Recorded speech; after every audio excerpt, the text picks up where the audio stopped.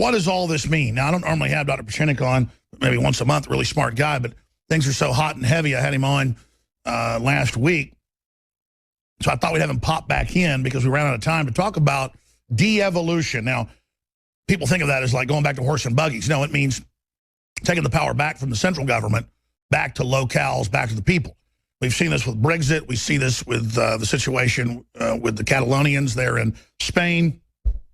We see this all over the world where these artificial structures that were set up by colonialism are falling apart. But here it means Washington and other areas run by socialists falling apart, people running to areas that the globalists don't control, and prosperity then taking place. The problem is then, like locusts, unconsciously, the parasites and their controllers move to the next area where we fled to. So I wanted to speak to this, but since he was on with us last week, so much has already come out, so much has happened with more leaks, more information, Hillary being followed around by ambulances, Hillary being photographed coming out of black SUVs with the whole back lowers down with a wheelchair. I mean, clearly she's degenerating fast where she can't even give a speech once a week. We're going to talk about all this and more, the attempt to hand the internet over to this multinational consortium. Big things are afoot. Big agreements are afoot. Major shifts are happening. The good news is, and I'm not, again, lionizing them, but people are always saying, well, where's the military? Where are the police in all this? Well, when you have open corruption, Hillary and the emails and all the rest of it, nobody gets in trouble. It sends a message. And you have George Soros trying to start the destabilization campaign against local governments to then bring the UN in. And now they're announcing the Justice Department to run the elections. This is really waking people up. And you see this symbol of the rotting facade of the establishment, of these multinational interests that are taking control of our country. The arrogance to have Hillary foisted, this corpse shoved in front of us, I think, as I've said many times this month, is emblematic of a so-called elite that is out of touch, to the point of Chinese officials arrogantly screaming, "You're nothing. This is our country, our airport." I mean, this is disintegration. Obama, 4 to 5 months a year on vacation, refusing to go to Louisiana. Just the total disconnect. Is this the Marie Antoinette moment? Is the power structure crashing and burning? And where do we go at the end of this, Dr. Pieczenik? Alex, it's always a pleasure, but I think the key word that you used was Marie Antoinette. And let me give you and the audience a very clear idea of what we're talking about. In a liberal newspaper, the New York Times, which often criticizes us, but sometimes offers very interesting information, they wrote about the fact that she is making over $156,000 per hour. Let me repeat it again, $156,000 per hour for the rich and the very rich and the very famous.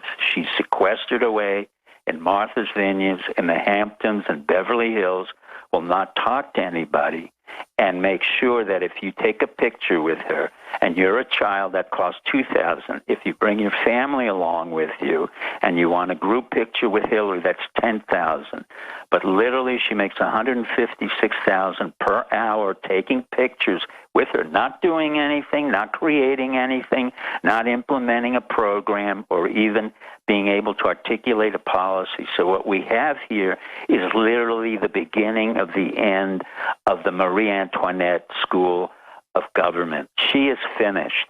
She understands that, and in fact has a woman who intercedes for her by the name, and it's the most ludicrous thing I've ever seen, but it epitomizes the absurdity of how Hillary is so alien from us. The lady who intervenes on behalf of Hillary Clinton is Lady Lynn Forrester the Rothschild, a friend who makes sure that nobody asks Hillary any hard questions, does not get in a confrontation, and makes sure that everybody pays $100,000 per couple at a lamb dinner in a Martha's Vineyard estate. Now, Lady Lynn Forrester the Rothschild, in essence, is a woman who was born in Bergen, New Jersey.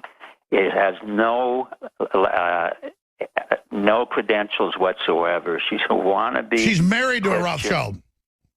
She's not even, yeah, she's not even a Rothschild, but the Rothschilds aren't even Rothschilds. So the point of fact is, what Alex is saying is the system is breaking down because a Rothschild is totally irrelevant to this country. A Rothschild was nothing more than a family of Shylocks who loaned out money in the 14th century in Frankfurt, Germany, and became some nobility. They didn't create anything. They didn't invest or create any new medicines or any great works of art. So what you have here is the ultimate corruption of the elite, including the Soroses, including the Bon Jovis, including the Hollywood elite. And what's happening is even the liberal paper like the New York Times has to show you that the contrast between what the people are talking about, the Hillary Clintons and all the liberals, and how they live wearing $10,000 outfits and receiving $156,000 per hour is so out of control that the devolution of power is coming imminently. I said the Secret Service can't stop it. The FBI can't stop it. Well, what they do is reinforce a Marie Antoinette or Louis XVI end of an era. And on top of that, one of the things that came in, Alex, and what we were talking about, that when Hillary gets in, if she gets in because she's so incapacitated physically and mentally, Dr. Drew agreed with that, and many other internists agree with that, we have Mr. Tim Kaine. Now, I purposely left out one element of Tim Kaine when I said that he was, in fact, a CIA Jesuit operative with Negroponte. The New York Times came back on an article, didn't address me, but it was addressed to me and Alex, saying he was not a CIA operative, which was absurd. But instead, they explained how he was part of liberation theology.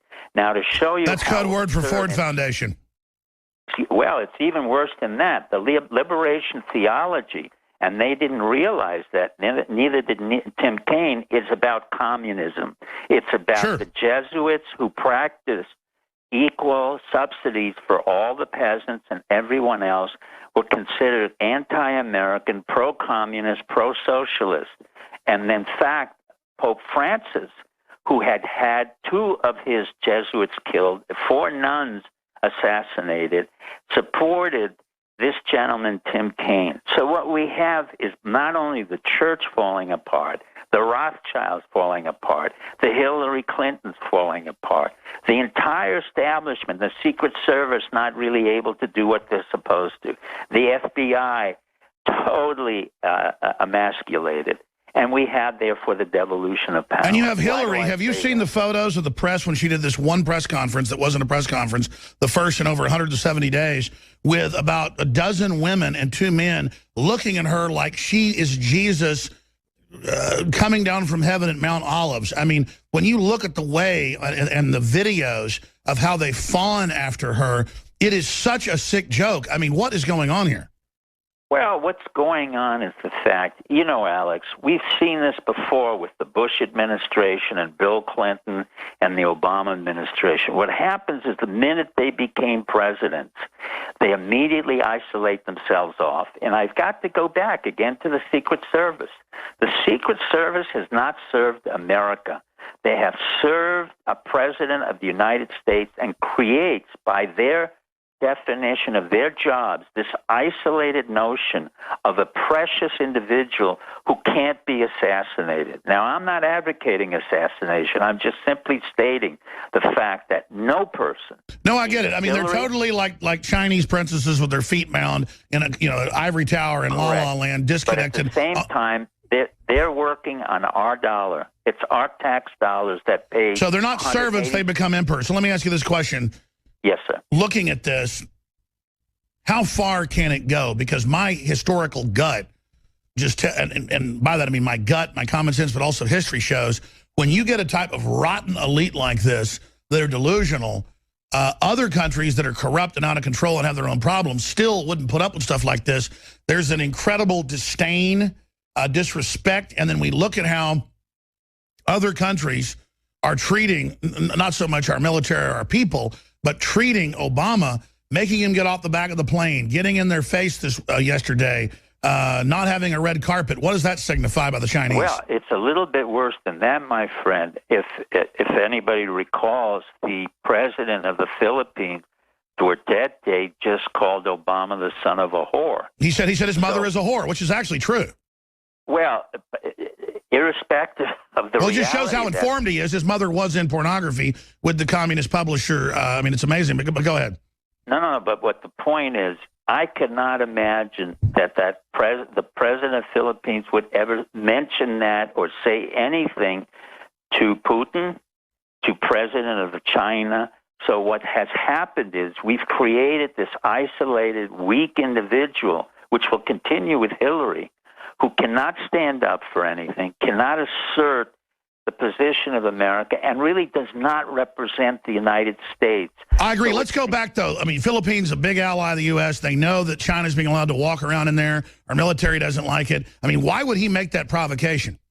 Because he doesn't give a damn about Obama. But there's a more serious problem, and I'll tell you what it is. When I was Deputy Assistant Secretary of East Asia under the Baker administration, I had to deal with the Filipinos.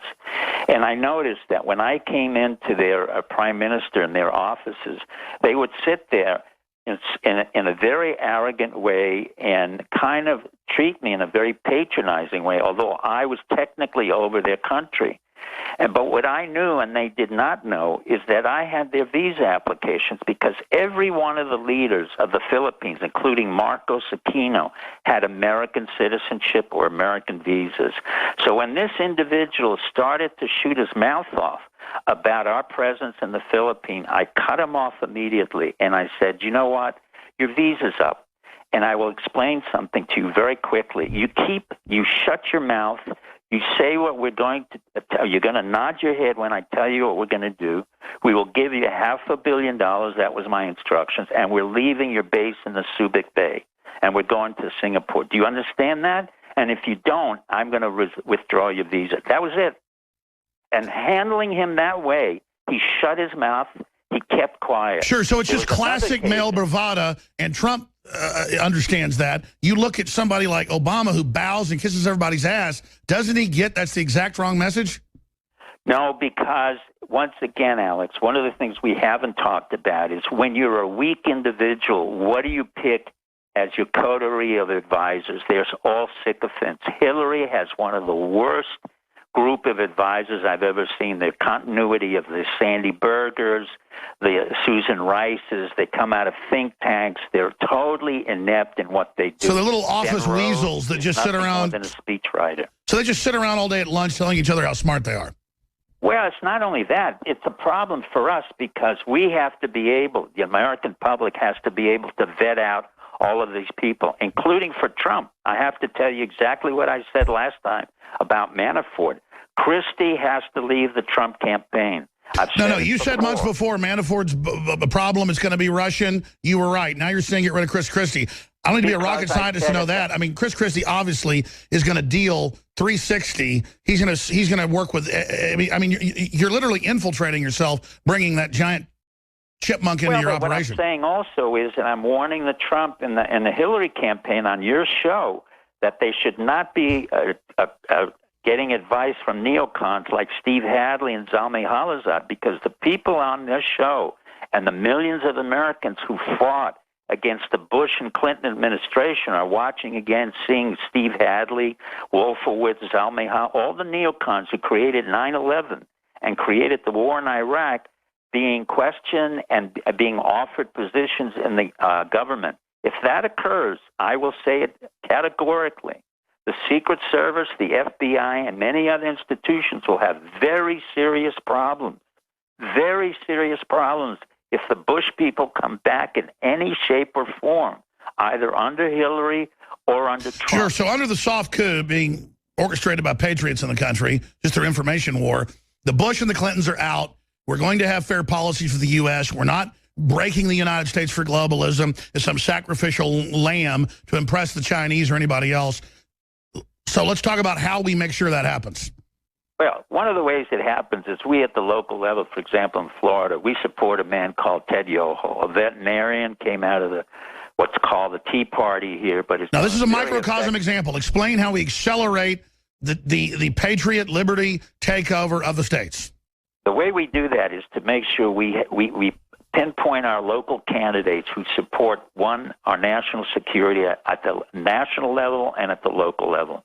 Secondly, we want to make sure that these individuals are not beholden to big business in any way. Thirdly, we want to make sure that they have values that are consistent with this country as a Judeo-Christian entity.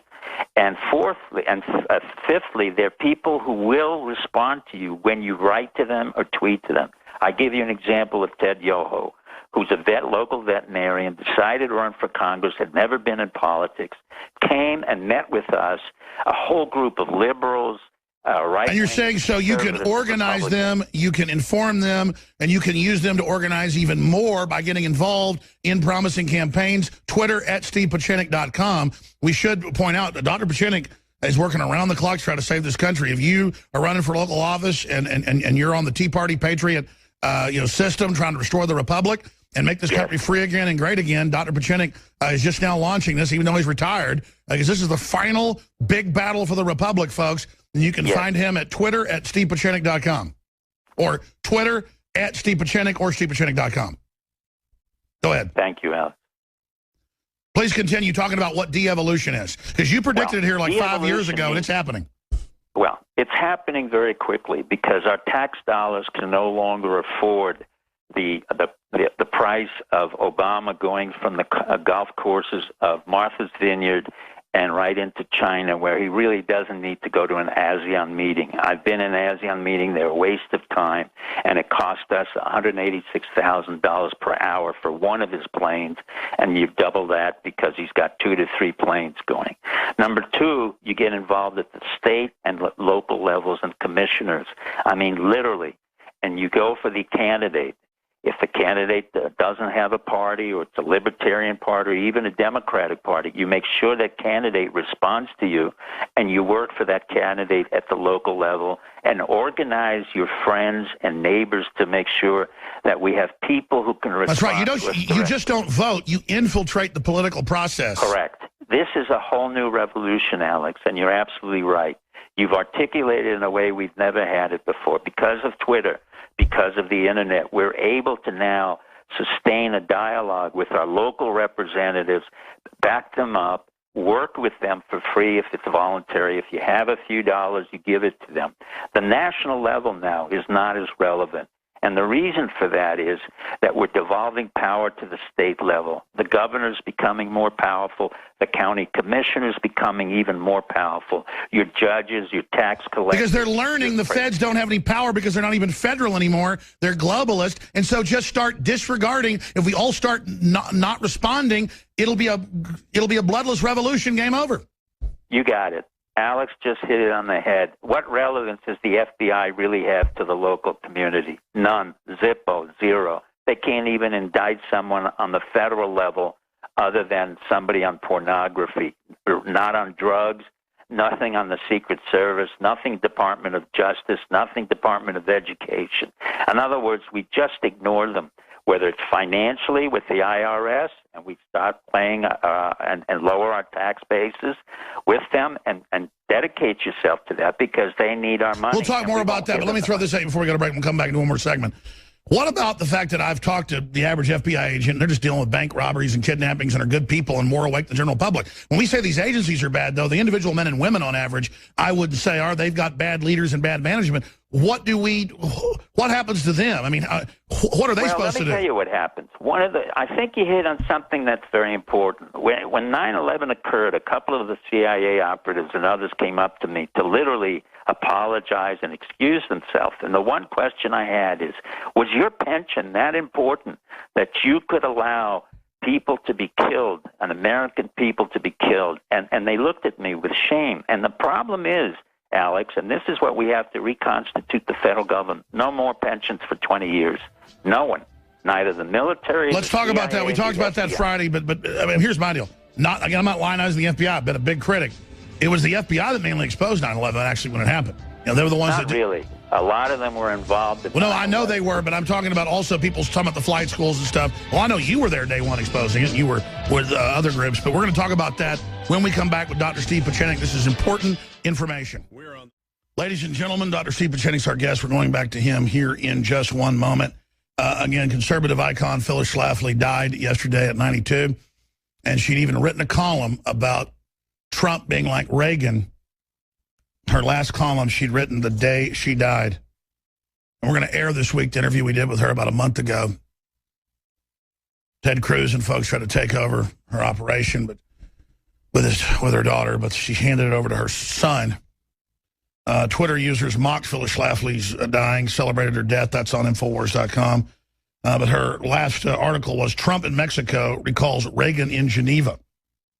And just how it was real political détente and bringing people together. And a win-win around nationalism, not globalism. I want to talk to Dr. Pieczenik about the failure of globalism. It was designed to fail. They promised all this kumbaya, that'd be great, but that's not what it was. They use it to cheat people. They use it to position themselves, and they have no sense, because if you screw everyone over, then there's not a nice place to even be rich. You know, then you're ruling things from some third world hell. You've got a castle on the hill. But that shows you the different mindsets of these control freaks, those of which would dominate and control us versus those of which wish to live in freedom.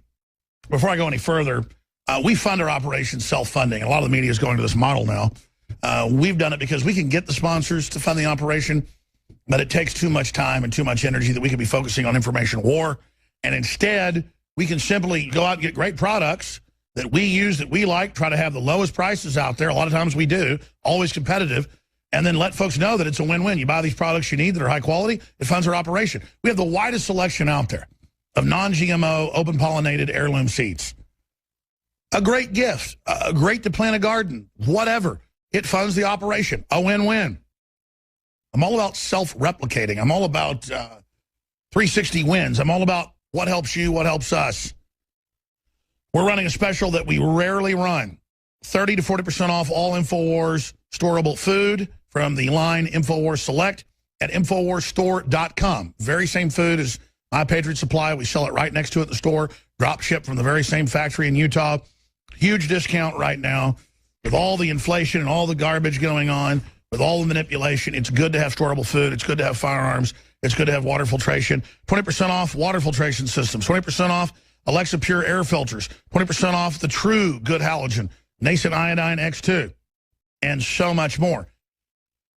And then we also have things like the Hillary for Prison shirt that we're selling at cost. $9.95. Shipping is included for a limited time at InfoWarsStore.com. And just that meme alone is one of the top searched items on the internet. We look at Hillary and the photos of her wheelchair truck that she gets out of. I mean, this is all coming out. We just point out what people should look for. Then the independent press goes out and does it. And then the globalists are in deep trouble. So I want to move quick in the 10 minutes we have left with Dr. Steve Pieczenik. Twitter at Steve Pieczenik, or you just go to stevepieczenik.com, find his books and more. Doc, asking you just to overall give us some quick answers on some subjects here. I know you have a lot of sources. I don't know if you have talked to them on this subject, or is it just your own research? When you were on with us, I don't know, 3-4 weeks ago, and you said she needs to have an independent group of medical examiners, neurologists look at her. That word for word has been said by Obama's former doctor last week. It's been said by Dr. Drew 2 weeks ago, and he was fired less than a week later. It's been said by now scores of doctors are coming out after they fired Dr. Drew and saying, look, this is dangerous. We should be allowed to go on the radio and say that, you know, armor thyroid and Coumadin and rat poison don't mix well. Who the hell are her doctors? The same thing you said weeks before. So I think bigger than Hillary's illness is this attack on the freedom of the press, the attack on the free speech of medical professionals, and the fact that mainstream media would so gleefully go along with this oppression really concerns me. I mean, yes, there's an awakening. Yes, globalism's in trouble. But just like Julian Assange at WikiLeaks said last week, the media climate of hopping up and down with glee when the press is censored or medical professionals are censored really should concern everyone about where this country's going. I think you're absolutely right, Alex. One of the things why you, and again, I know you don't like my praising what we're doing and what you're doing, is one of the things that happened, and you have to remember, not only are they attacking you, but when she says Alex Jones has this conspiracy theory that I'm dying, she's clearly attacking me and others. No, exactly. No, she says Alex Jones, they mean the pantheon of guests. Well, what they mean is the pantheon, but in particular, they were hitting something I said, because it's very hard for someone like myself, forget who I am, Steve Pieczenik is, but when you're a board examiner, board-certified psychiatrist, you are a medical doctor from Cornell, Harvard, and MIT, it is very hard for the New York Times and CNN to come and attack you. And in fact, that's why no one attacked you. They've been attacking us for this story, every other guest. They've attacked you, but here's the difference. No, I'm saying they wouldn't attack you, and that was key because it was powerful. Well, that's exactly it. But what's happening, Alex, is that we're working so well together that, in effect, I expected that Jeff Zucker, the head of CNN, not a very bright guy, not a smart guy, a guy who was just interested in money, and I expected him to shut down Dr. Drew, who's a board-certified internist, and he did it. So what we're really watching, Alex, and this is happening across the board, is we're seeing the rise of fascism of the left. And that's what you're beginning to see as we're pulling back and we're becoming more successful in exposing the neocons, in exposing the Marie Antoinettes, in exposing the incompetence of the CIA, the incompetence of the Secret Service, of the FBI, the Department of Justice. What happens is the only recourse they have is for their mechanisms and their outlets to shut down shows that were very important in reaffirming a very objective concept. She is sick. There is no question about it. The problem I said, and that Dr. Drew said, and many other board examiners said, release the records from Columbia PNS. If you've been hospitalized for months on end, you have MRIs and CAT scans that indicate she has brain damage, she has physical and mental problems. And the drumbeat's gotten stronger. And I agree uncannily. What you said on air seemed to be a roadmap for all these other doctors to have courage. Clearly, they were attacking you when they attacked me. So what does that signify? And now looking at her, again, I'm not a doctor like you, but it looks, she looks like she's deteriorating quickly. Well, the point of fact is that the American public now, the veterans from Iraq and Afghanistan, have to stand up as a group and say, we cannot accept her as a candidate for the presidency of the United States. We cannot accept Zalmay Khalilzad or a Steve Hadley or another neocon to represent us, or anybody in the Bush-Clinton entourage to come forth to be our leaders. And that's where we have been very successful, and the American public has to now protest it in such a way that they can have a very peaceful revolution. They can have very peaceful protests. But here comes the next problem. They may try, exactly, Dr. Pieczenik. So how do you see them striking back? A false flag, an attempted assassination? I see demonstrations. I see women who have incredible signs about Hillary and her incompetence and the despicable behavior of her husband. I see Trump coming back and hitting them again and again and again. I see Bernie Sanders coming out and saying again what he should have said all along, which he has said. This is a corrupt... I was about to say, what does it signify that he rolled over for months and is suddenly coming out against her? Well, that's a good point, Alex. I have a lot of respect for Bernie. I don't know him. I heard him in New Hampshire. But, he is a old-line Jewish socialist from Brooklyn. But he represented a very important part of those young people who I expect them to demonstrate in the streets, because he realized he made a concession which was very poorly executed. And, in fact, he was co-opted by Hillary. Whatever concession he made to her, she defaulted on it. And I think Bernie should come back in and reassert the concepts that he said and reaffirm the fact that he has to have his millennials protest against a person like Hillary, a Marie Antoinette, come back into the I agree. If Sanders came out and said... can never come back. Bernie is an important part of this. If Sanders came out and said Hillary stole the election, stole the nomination. It'd be it for Hillary. He said the business was rigged. Trump said the business was rigged. Trump exactly understood what you and I did, that Bernie is the exact opposite and the mirror image of him, and they want the same things. One can build the condo, the other one has to pay. Dr. Pieczenik, I know you want to stay on the offensive, and that's always great and good, and you're talking to a general audience, but specifically, though, let's talk about how we expect the neocons, the globalists, the George Soroses to strike back. I'm really worried about an assassination attempt on Hillary, whether it's successful or not, making her a victim. If I was them, I'd be looking at that. Obviously, we don't want any harm against her. I'd be looking at some type of economic deal or maybe a new little war. I mean, if you were working for the other team, what should Well, one of the things that I'm getting at that seems to be out of control is the Zika virus nonsense. I mean, you know, for a virus to come out of Brazil and then contaminate Miami Beach and affect, I understand it affects women who have children, but beyond that, no one's going to get Guillain-Barré syndrome. I mean, we have a lot of, you know, issues that are at hand. Zika virus is not one of them. The economy is the second, probably the most. That's my next question. What do you make of Saudi Arabia? Is that our people have to request that our soldiers come back from Africa, from Iraq and Syria. We never had a state of war declared. The president has no right to send the National Guard of Florida into Djibouti and Africa. I don't need to lose young Christian men and women into a war that has no national security. I've got another question. We got to move quick. What do you make of the claim that Obama is negotiating around the clock with Putin to join him against ISIS? Isn't that just a way to cover up the fact that Hillary and him... Obama's finished. Basically what's happening is our forces there, whether they be mercenaries or whatever, work with the Russians. We've worked very closely with the Russians. ISIS is being degraded, but not because of Obama, but because they have No, I know, and he knows his little move was defeated, and so now he wants to act like, as a legacy, he jumped in to stop it.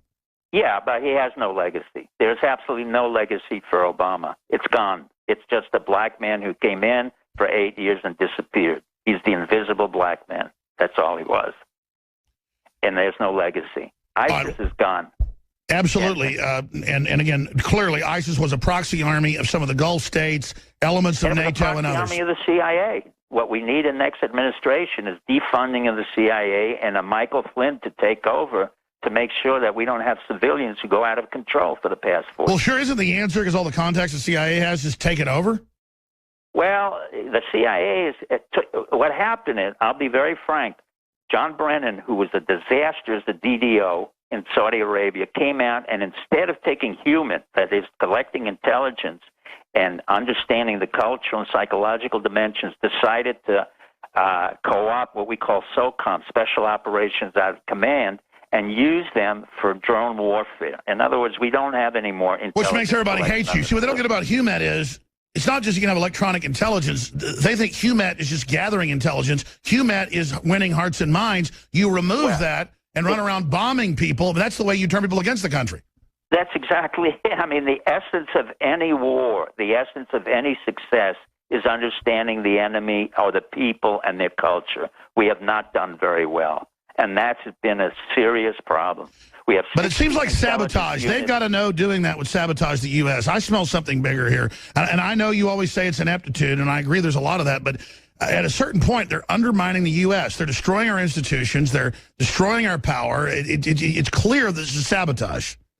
Well, let me put it this way. I know you think it's sabotage. I call it so gross incompetence that 16 different units can't even integrate themselves. And we're spending tons of millions and trillions of dollars trying to figure out what's going on, yet we have no unified. So it's mainly looting. Even with James Clapper, that's not enough. Sure. What we need is to clear out this entire system, to have a sweeper. And that's the kind of guy that Mike Flynn would come in. He knows exactly what the problem is. Yeah, what'd you make of Trump saying, I don't want to meet with the CIA, they'll just lie to me. And then Harry Reid goes, oh, yeah, well, we lie to the American people. We'll just give him fake briefings. And Trump goes, exactly, dumbass. I've got the Army advising me. I don't need... Harry Reid worked in a house of prostitution before he became a Mormon. Well, he's obviously a mobster. Let me ask you this question, though. I mean, clearly, look how the things Trump says and the things he does are so smart. He's like, I don't want briefings from the CIA. I don't want a bunch of bull. He knows what the problem is, but he's got to clear out Christie. He's got to clear out Ben Carson. He's got to clear out all the neocons. And he has to understand that the government that we have has to be cleaned out. I mean, one of the most important things in the first 100 days is to literally shut down institutions and fire right and left. That's Sure. what I do. Why is the establishment so scared of Trump? I mean, for me, that's the biggest endorsement for him. Because that's exactly what they can do, because they don't have a hold. One of the key elements, Alex, and I think your audience has to understand this, one of the key elements in intelligence or politics is the ability to manipulate and create vulnerability. You want vulnerability in your enemy and your allies so you can manipulate them. The Clintons have a whole list of issues on everybody involved with them. They know exactly how to expose them. With a guy like Obama, who had a homosexual history in Chicago, they know all about him. They know all about his mother. They know all about the fact he's CIA, came out of Occidental and came up. Hillary Clinton, a history of lesbian activities, a history of, corruption. These are the things that we know, but the system clearly wants to deny it. So what they have is manipulation and a co-optation of manipulation. That's all it is. It's part of pandering. It's part of ascendancy to power, and that's what you have to have, a people who have no relationship to them, who are not beholden to them. And that's why I came in and out of administrations. I never stayed in one administration. I never accepted a pension. I never accepted a promotion in the military.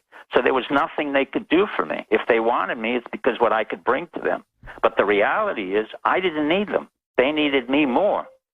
And now the issue is, what can we do in America to make sure we're no longer vulnerable to this kind of nonsense? And absolutely, because these people are out of control, and you can smell their end is coming. The problem is, but Alex, part of what you're doing, and a great part of what you're doing, is the spearhead of cutting through again, and we need to keep going, because the election will be rigged. There's no question about it. It is totally rigged, contrary to what Hold on, I got to skip this break. This is too important, even though it won't even be a network of these people take over, so it doesn't matter. We're all in now. Clearly, they're bringing in multinationals. They went from saying there's no such thing as election fraud to now we're going to save it with Homeland Security running it. That's what Roger Stone said a month before they did that. He said, Alex, watch. They're going to, quote, keep it from being a fraud. They're going to protect the election. That's who does it. And now they're going to have Justice Department computer teams hooked in, lovingly monitoring everyone, giant foxes guarding the hen house from the imaginary Russians who can't even hardly keep their electricity on right now with the GDP of Italy. And so now you're stating, yes, you think it's going to be rigged. With them now responding, they've got to protect it. How do we counter that? How do we get Donald Trump in? Well, what you say is we don't want you anywhere near there, and we have what you called for an independent electoral volunteers. We don't need the Justice Department. There is no justice. It's not a department. We don't need Homeland Security. I agree, but how naked is it to have Obama saying there's no such thing as fraud, but now he's got to come take control of it to keep it safe? Stupid is as stupid does. Obama's irrelevant now. He's just an ignorant individual who came to power thanks to the CIA, but he's irrelevant. Now the American. So is he just one more guy with his little government badge that just and thinks that's like he's God? Well, it's not relevant anymore. If we ignore him, all he has to do is write his books. But the truth of the matter is, you hit on the key point, which is to get the volunteers, all of us, out there to the electoral booths to make sure we can see people voting and make sure that we take information as they came out as to who voted. All right, let me do this. Let's say Donald Trump here's 5 minutes of this show today. Dr. Steve Pieczenik, I'm going to let you go, and I appreciate your time, and I hand the baton to Paul Watson with a big fourth hour coming up. I mean, his engines are on. They're red hot. All pistons are, firing.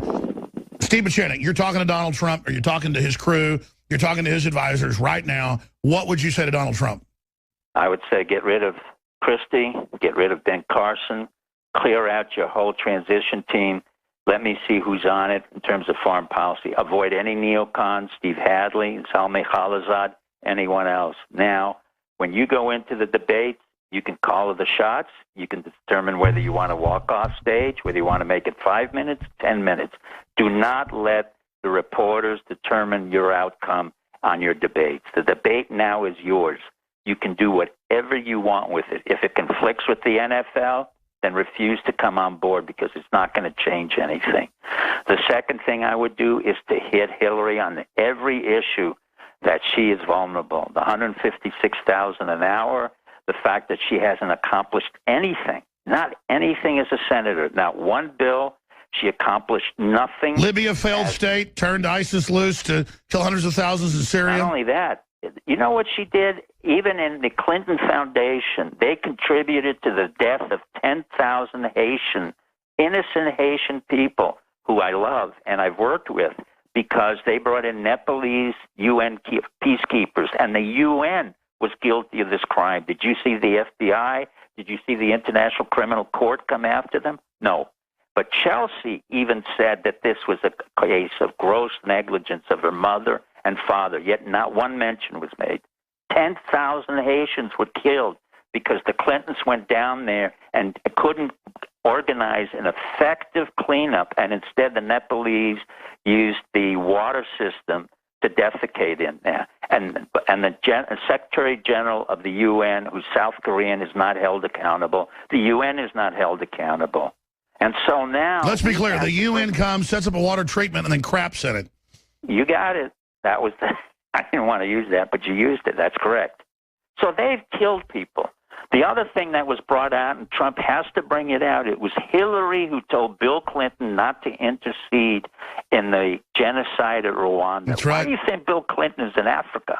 He's not in Africa because he cares about the Africans or he gives a damn about them. He cares because he was convicted indirectly by me and others of having killed, because of gross negligence, 1 million Hutu and Tutsis he was warned about it. Sandy Berger was warned months beforehand that the Chinese had machetes.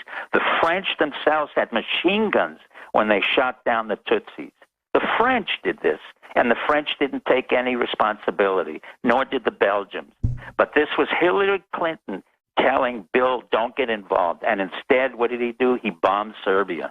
For what reasons? Absolutely none. So he had a most incompetent general, Wes Clark, of the Air Force, send a bunch of bombers in there. But when he had to act, or she had to act, people died. They died again and again and again. We can no longer afford that. And America will stand up in a revolution, a quiet revolution, but it will be a revolution. I agree, and just keep hammering the fact that he just represents this huge populist movement to bring nationalism and the Renaissance back. He is the revolution. I would also point out that the first moderator they've got is admittedly part of her foundation, and of course others they're announcing are also have been caught working for the Clintons. So if I was Trump, I'd just say this moderator right here, so I just want to say right now at the start, is a fraud and works for Hillary. That's correct. It's that type of devastator move that goes right after their arrogance. Up front, though, first off, I just want to say, Matt Lauer, you work for Hillary on an international foundation, so you should recuse yourself. I'm just pointing that out. When you pull stuff today, you give me equal time, and everybody just watch him. Anderson Cooper. I mean, is that a joke or is that not a joke? I mean, I know he was trained by the CIA, spent a couple of years in the summers in the CIA. He talks about the most absurd things in Sandy Hook and 9/11, and then come and attacks us. This is Anderson Cooper? Come on, give me a break. I mean, he's kind of a cute little boy. He's not even a man who can really ask serious questions. Their narcissism has to be controlled and manipulated by Trump. He gets it. None of this should be acceptable to him, but it's the American people. How does he do that? Let's say with Cooper as a moderator. I mean, what did you just point out? Oh, it's the little blue blood, what is it, Astor, or is it? It's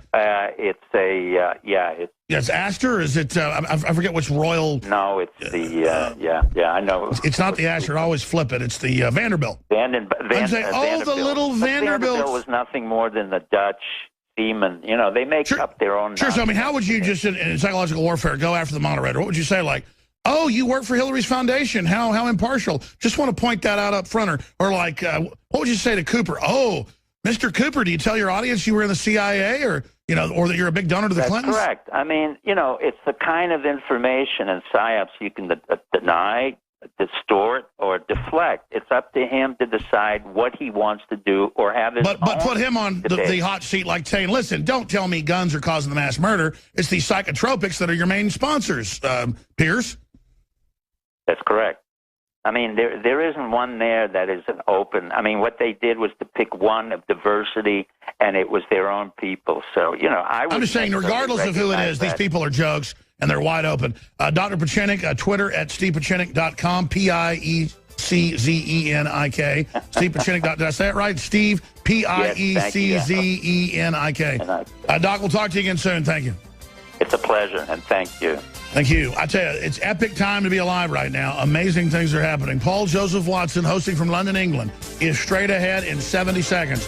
Don't forget, we've got up to 40% off the storable food right now at InfoWars Store.